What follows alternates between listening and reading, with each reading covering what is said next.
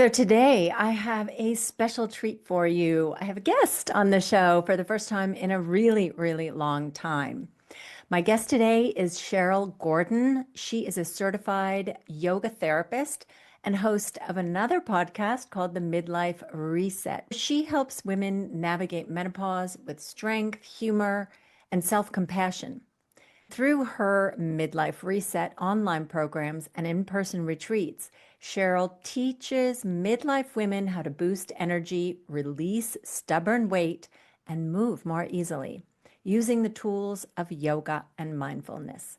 No quick fixes, no extremes, just greater calm, confidence, and compassion. I want to welcome Cheryl to the show. So, Cheryl, thank you so much for joining me. Welcome to the show. Thank you, Lynn, for having me. I've been so excited. You mentioned that you just finished up a yoga class. And so I guess I will jump right into it because in my intro, I did explain that you are a yoga therapist. And I have to say, I have never heard of yoga therapy. So I'm sure everybody is curious about what does that mean and how is that compared to like a normal yoga teacher that we see in our fitness, centers and such. Well, the way yoga was disseminated or taught traditionally was one-on-one. There was a teacher, there was a student, often they lived, there was a residential component to it. And the practices of yoga, which are much more extensive than just the postures we're familiar with at our gyms, were tailored for that individual.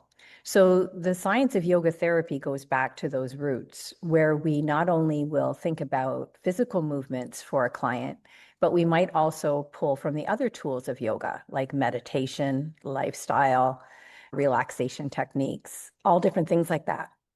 Okay. So in practice, that means that when you're working with somebody, it's just one-on-one, or you sometimes also have group kind of things. Well, traditionally, and to be 100% proper, would be a one-on-one. But in the modern world, Hmm. um, that is a very expensive way to deliver yoga. Mm. So the group experience is often much more accessible for people. So as a yoga therapist, I design my yoga classes, my yoga programming to be kind of cognizant of everyone's individual experience. It takes a lot of experience and trial and error to get to this point. A yoga therapist has got probably 5 times the number of hours of formal training as the yoga teacher who's at the average yoga studio. I mean, that's still a huge, like 1 year commitment at least to become a yoga teacher. It's very intensive, but a yoga therapist is probably 5 times that. Okay. So Okay. they have to learn anatomy, physiology, pathology, Wow. as well as all much deeper into the philosophy and traditions of yoga. All right. Okay. And you've been teaching yoga for a while, and now you have discovered that it is really useful, especially in menopause. Maybe take a little bit of a step back because we talked before, so I know more about you than our listeners. And you're about 10 years older than I am and have been doing yoga for a long time. And also, your menopause journey has been very different from mine in that while I had mine very early, you had yours later. So maybe talk a little bit about that and how yoga has played into that. I'd love to. I think this is a really important bit of information for a lot of women out there who might be doing yoga or meditation or other healthy practices, and they feel like they might be somewhat insulated from the realities of menopause. I was 57 when I hit menopause, so I was well past the average age. And I have to admit, I was a little arrogant, perhaps, in my insulated bubble, thinking, "Oh, I do yoga, I meditate, I eat well, I'll be fine." And it was a sucker punch. It was a very big shock about how many imbalances I had brought into my menopausal journey, things that I thought that I had dealt with. So I have had to really rejig kind of all of my practices and take a fresh look at what my routines were. And that often happens for most of us when we hit a big life change like menopause. So just because I'm a yoga therapist doesn't mean that I had all the answers. I had to go looking. Yeah.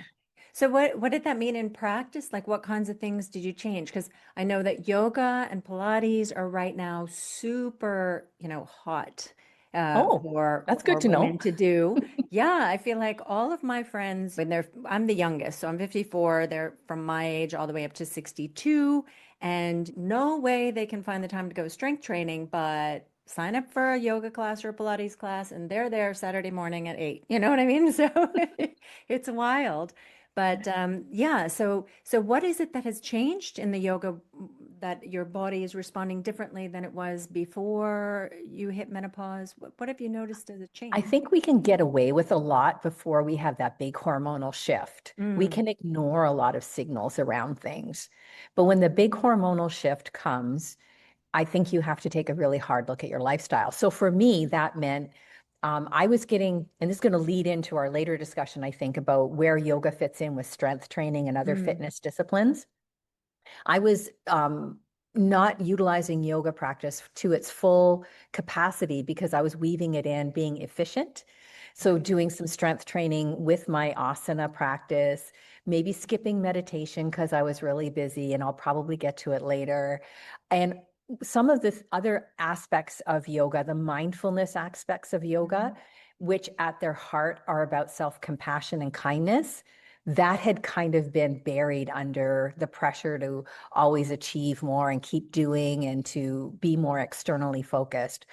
So I think a lot of the things that I was doing on the outside was doing all the right things. I had like, an hour practice every morning. I was doing an evening meditation, but I don't think that maybe the intention was as deep and rich as it needed to be for my body to get the nurturing that it needed. Yeah, well, I'm trying to relate it to my own experience. I spent over 10 years doing, it wasn't quite yoga, but it was yoga. A woman had come up with her own kind of concept of it, but there was no music or anything there, and it was just listening to her talk us through the thing, and it was very meditative.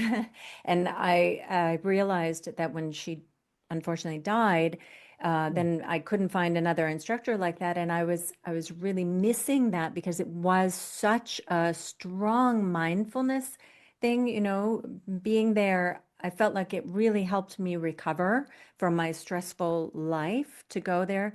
Plus, there was something like in the movements that she chose, they were very beautiful, so you had this really nice feeling. It wasn't stretching. I mean, it was a flow yoga type. I don't know how to describe it any better than that. But yeah, so that's what it makes me think of when you say that you're maybe being more external. That when I've gone to yoga classes in the, later, I've always been thinking like, oh, I got to do this position a little bit harder and a little longer and a little stronger and twist a little bit more. It's been about yeah, pushing yourself in yoga versus that kind of more harmonious feeling that I got before. Is that what And you? I think you can bring this meditative aspect into strength training too. Mm. I have a friend who does strength training who listens to yoga chanting while she lifts Okay. weights. So that's really enhancing the power. But the question I think is so interesting that you bring up, Lynn, is why is the kind of class that you did, whatever you want to call it, yoga, whatever, for 10 years with that lovely teacher, why did that generate that feeling for you that's Mm. so different than going to, say, a body pump class Yeah. or any other kind of sort of fitness class? And there are a lot of yoga classes being offered in fitness settings that do have a performative aspect to them that is about getting deeper into the pose or holding a pose Mm. longer. There is that a little bit of self competition, even or maybe even competition with others within the class. So that's more of a westernized sort of more modern take. What you're talking about, what your teacher did was really lead you through movement into a Mm. meditative state, and that's a brilliant strategy, and it's something that leaves lasting effects on the body. When we move, we act, especially in things like yoga postures or more somatic kind of movements, we stretch into the tissues like the vessels and the nerves, and especially the connective tissue, the fascia. Mm. And this stimulates certain emotions in the brain. It's called somatic memory. Okay. So when you hold a pose where your arms are up and you're like a warrior pose, you're stimulating emotion relating to that position of your body.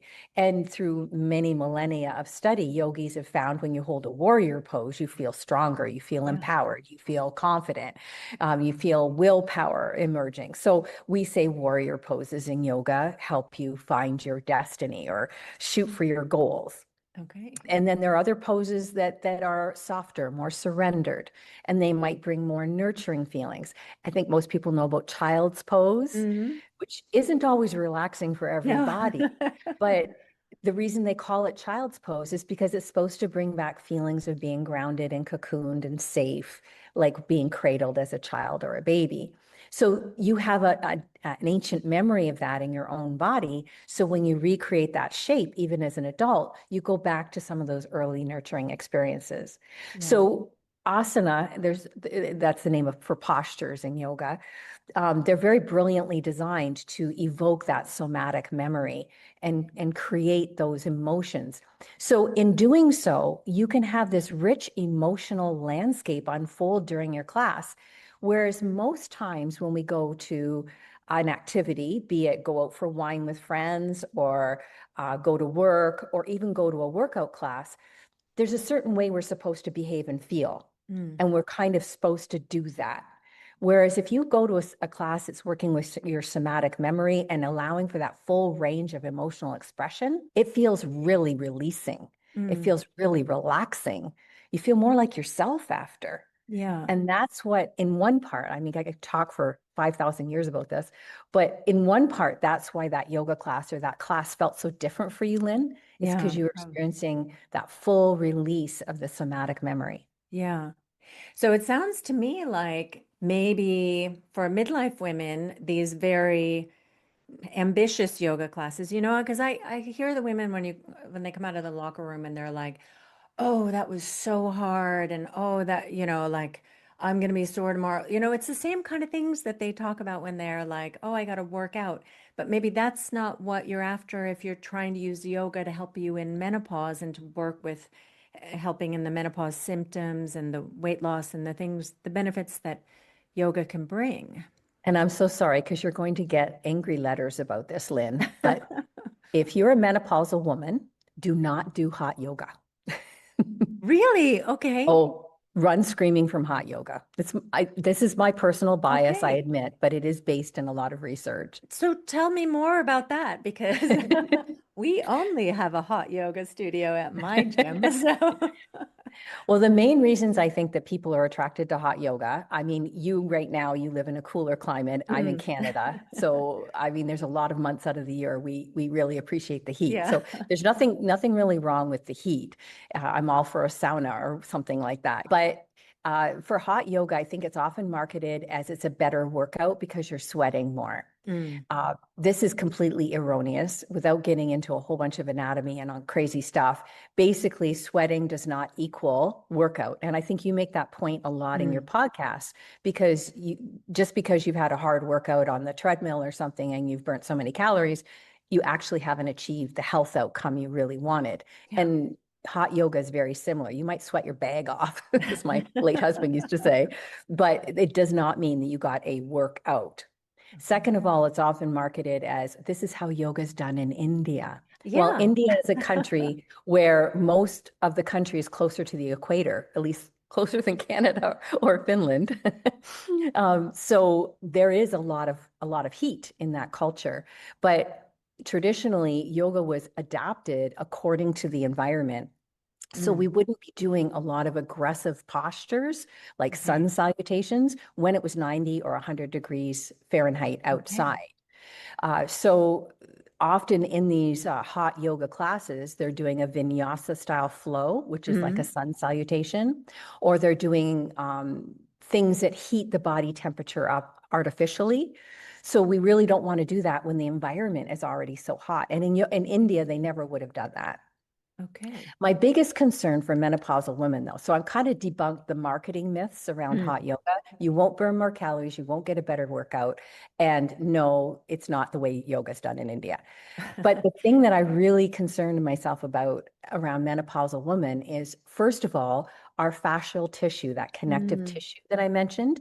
When that connective tissue, it's like an elastic sort of thing. When it's warmed, it will bend a lot more than when it's cold. So yeah. you can get a lot deeper into your postures, which you may be, especially if it's a performative class or competitive oriented class, you may feel, oh, I'm getting really good at my postures because look at how I can touch my toes or whatever the goal is. But the thing is that that sacrifice that your fascial tissue is making to get you into that pose because it's warm and pliable, that is deeply tied to your nervous system. And the reason that you feel a little tighter is because your nervous system is nervous of going too deep Mm, into that pose. So the nervous system registers this overstretching as a danger signal and then provides the body with rebound pain. That's how it okay. tells the body that there's danger. It says, we've really overstretched, so we're going to make you even tighter and more sore so that you don't do that nonsense again. And then we think we're getting old, or we think that we have chronic pain and we go to the chiropractor or all these other things, but actually we're doing it to ourselves because we're overdoing it. Yeah. So when I teach women now, and I'll stick to my lane, which is older women, 50 plus. When I teach women now, I'm recognizing that the hormonal changes that we've undergone have really taken a lot of our natural pliability away from the Mm, connective tissue.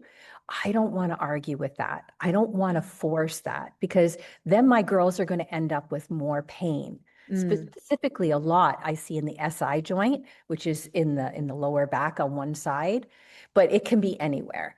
So, in okay. order to keep us limber and pliable, I believe in dynamic movement, which is Mm, in and out of the movement and done within a comfortable range.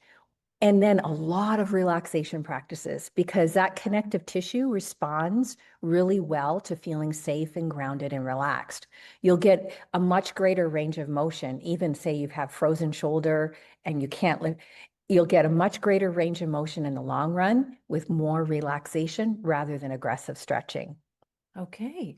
Wow, this is all really interesting. And I've got to follow up by asking, what about yin yoga? So I will say that I'm not surprised to hear that the stretching when you're hot, because that's something I always a little bit worried about because I've had an issue when I was really young where I tried to do the splits.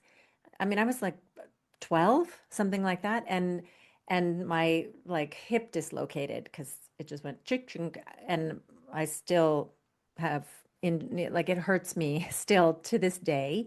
So I'm really conscious of like I don't want to stretch too much, and so that heat really worries me. But then now there's yin yoga, right? And it seems like if I go to a yin yoga class, it's all women my age and older lying there on the hot floor with the hot lamps on them and stretching. So, what do you say to that?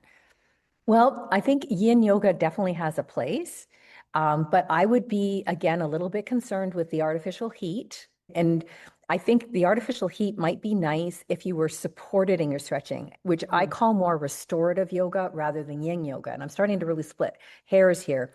Yin yoga is done without a ton of props. mm. It's kind of mostly done maybe a couple blocks, and that would be it. And the focus is on holding a posture for 5 minutes or more where you're feeling quite Yeah. a deep stretch sensation. And that's kind of held out as the goal or the result or the success model is, wow, I really stretched. Whereas restorative yoga is done with a ton of pillows and bolsters and props and Mm. all chairs and all kinds of stuff. So you barely feel anything. You're just kind of floating there. And we try to make the body as absolutely comfortable as possible.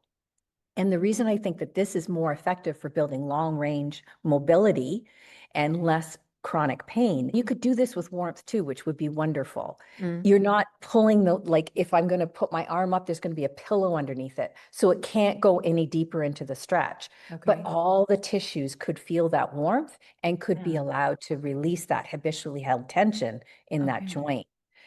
That's the kind of release that the nervous system can deal with. It's slow, it's gradual, it's nothing dramatic. And it's like, oh, well, this does feel rather pleasant. All right, well, maybe we'll allow this then because we're not nervous at all about this stretch. Okay. So I would push people more to restorative yoga at our age rather than yin, although I know I have a lot of friends and a lot of colleagues who love their yin yoga. Yeah, but it sounds like one could go maybe to a yin yoga class if there are no other options. Like for me, no other options.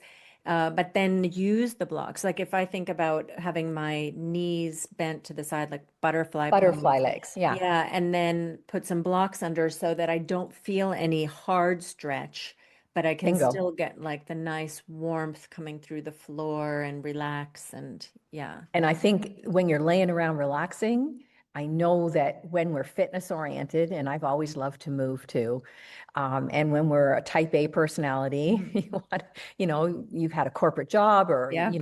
I've always been entrepreneurial. So I know it's really hard and it seems like we're wasting our time.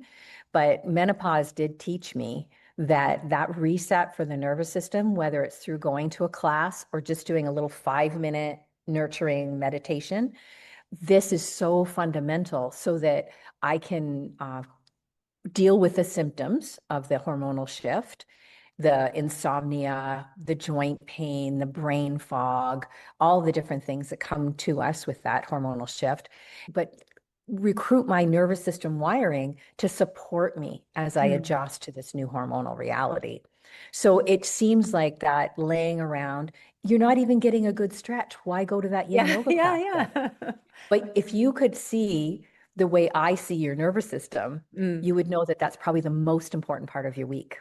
Yeah. So it sounds like this is another kind of mindset shift because I feel like I talk a lot about, if you've been into fitness, you've been doing the group fitness classes, you've had to sweat, you need to feel like you've been hit by a truck in order to feel like you've done something. And when you go strength training, you don't feel like that at all. So it's really hard to understand that it was actually beneficial to you, even if it didn't feel like what you've been told it needs to feel like. And I guess this is another mindset shift that the gentler yoga practice is going to be more useful to us at this point in our lives.